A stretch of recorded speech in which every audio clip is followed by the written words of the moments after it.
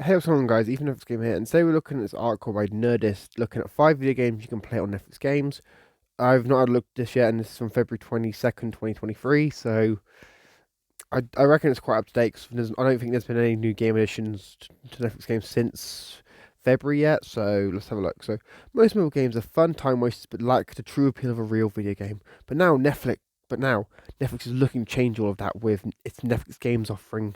Netflix Games takes the concept of Netflix we know, hosting content on its streaming platform so it can be watched more widely and applies it to video games. Additionally, Netflix promises no ads, no extra fees, and no in-app purchases in its mobile games, and we can all agree those are the worst parts of the mobile game genre. Basically, for those who need a more convenient way to play some familiar titles, Netflix has you covered. Let's take a look at which real video games get the mobile treatment via Netflix. So we've got TMNT Shredder's Revenge. Ignore that. Teenage Mutant Ninja Turtles Shredder's Revenge recently released as a full-blown video game that paid homage to the retro Teenage Mutant Ninja Turtles game of the late 80s and early 90s. For those who'd rather play it on their phone, Netflix has converted Shredder's Revenge into a mobile game. You can play on the move, all the fun callbacks, retro goodness, and Ninja Turtleness stay intact, but no consoles required. Cowabunga. So we've got Tomb Raider Reloaded. Although the game isn't a direct Netflix recreation of an existing video game, it does share some similarities in the games. Aims Tomb Raider and Tomb Raider Anniversary. In it, you play as Lara Croft, who encounters the mysterious Natla and gets tempted by adventure. This entry into Netflix games promises a wide variety of puzzles and face off against different enemies and bosses, both new and familiar to the Tomb Raider series, including bloodthirsty wolves, poisonous snakes, fearsome golems, and magical elemental creatures. Sounds like some good adventure on the horizon. So we've got Valiant Hearts coming home. So Valiant Hearts: The Great War is a puzzle adventure game developed for console. This popular World War One on set game can now be played on mobile because of Netflix games. Happy the Valiant Hearts Coming Home mobile game retains the graphical novel style of the original and the characters at the heart of its story. The mobile version promises a story ever bit as compelling and as beautiful as the first.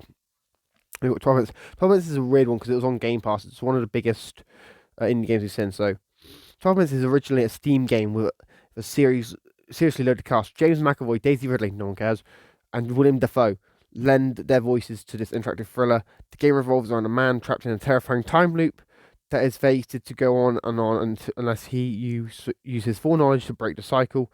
Netflix rendition of 12 minutes replaces the click and drag gameplay of the desktop version with simple tap and drag system, and it retains all of the voice talents to boot. Not to mention the trailer for this mobile version definitely has us at the edges of our seats. And then we got Dustin. Dustin is one of the best games on Netflix games in my opinion, so this is a great addition. So Dust and Neon, a Nintendo Switch game also on Steam, has arrived on Netflix games. This game takes place in the futuristic Wild West, where robots have rejected the life of servitude and taken over the planet, turning it into a not so enjoyable place for humans. It's up to you to fight robot oppression, which you can now do on your phone. Netflix Games promises that this mobile game will have every bit as much futuristic gunslinging, cyborg versus robot shooter action as its Switch predecessor. And then we've got how to download and play into games which you don't necessarily need. In addition to the full versions of games, Netflix has other original mobile games. A few are even based on different properties like Stranger Things and Narcos. As far as a few mobile games go, Netflix seems like a pretty good bet. So good, go forth and crush some small screen challenges. Yeah, on this I gotta agree. You know, the lineup they've picked for this article is pretty good. Shredder's Revenge is obviously a major thing. Uh, Tomb Raider Reloaded is pretty good. Just Neon's my favorite out of all the games on the list. Uh, Valiant Hearts isn't a bad game. It's pretty fun, but I got stuck on the first level. Well, I think it was the first level, first or second level, and then 12 minutes is one I haven't played yet, but it looks quite interesting. So, anyway, guys, let me know your thoughts about this in the description. I'll leave links to this article in the description down below. If you need, make sure to subscribe, like, share, turn on notifications, and I'll see you all in the next episode. Peace.